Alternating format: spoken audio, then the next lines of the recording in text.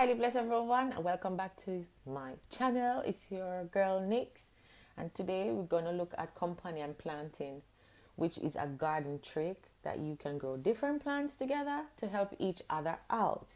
You ever in a situation where you need a little friend to help you out? Well, it seems that the garden going to need little plants them to help them out. First thing, we're going to look at why we need to have companion planting, and we're going to give you some examples of that as well. So it's like having plants buddies or watch each other's back in the garden, just the same as us in society. We have a friend group, and we get to watch each other's back. So some plants have natural properties that can help keep pests away. You get me? You pesty little kids. Pesty pets away. And when they grow alongside other plants, they have other benefits. So, for one, marigold is a vibrant flower that have a strong scent that bugs and aphids and whiteflies them not like it. So, if you plant marigolds around your veggies, that can help you to protect them from annoying pests. Nasturtium is a very colorful flowers that like a magnet for aphids. Aphids love nasturtium, so it's a good thing to put your nasturtium also around certain plants like beets roots and cucumbers and squash and them something there, because it's gonna repel the pest that comes with cucumber beetles and squash bugs. So it's good to keep the aphids away from other plants and act like a decoy. You get what I'm saying?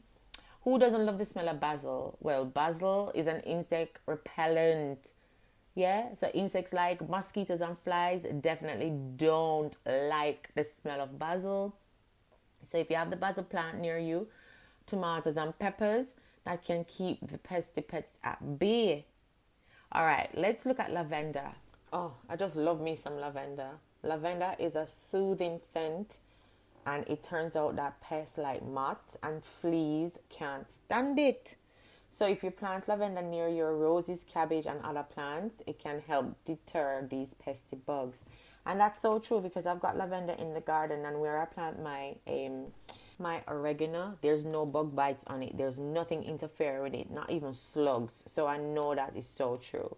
Who for garden in this age and time don't have chives? If you don't have chives, just log off on my channel right now, because chives is not just for tasty addition to your dishes. It's an excellent repellent at aphids, carrot rust, and other pesty little critters. So if you plant chives near your carrots and tomatoes and roses, they can help to protect them from critters. I'm going to show you where I've got chives growing and the roses growing, and there's nothing on the roses. All right? So I kept the best for last. You guys know how I love my garlic. You know how I love my garlic, and I've been doing a lot of garlic videos this year, and I am telling you, it's a natural insect repellent. Bugs like aphids, spider mites, and cabbage loopers, them not like it, so them steer clear from garlic. So if you plant garlic near your roses and tomatoes and brassicas, it can help these pests away. I believe in companion planting, and it's a great way to start a little ecosystem in your back garden. You are going to plant plants that look out for each others.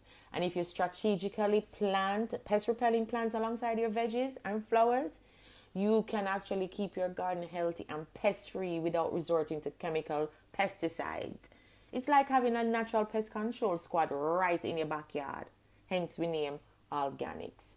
Thanks for watching, guys, and don't forget to like, share, and subscribe to our channel, and turn your notification bell on so you won't miss another video from us. In the meantime, tune in to our channel for gardening tips. But until then, happy harvesting, happy planting, happy gardening. See you soon.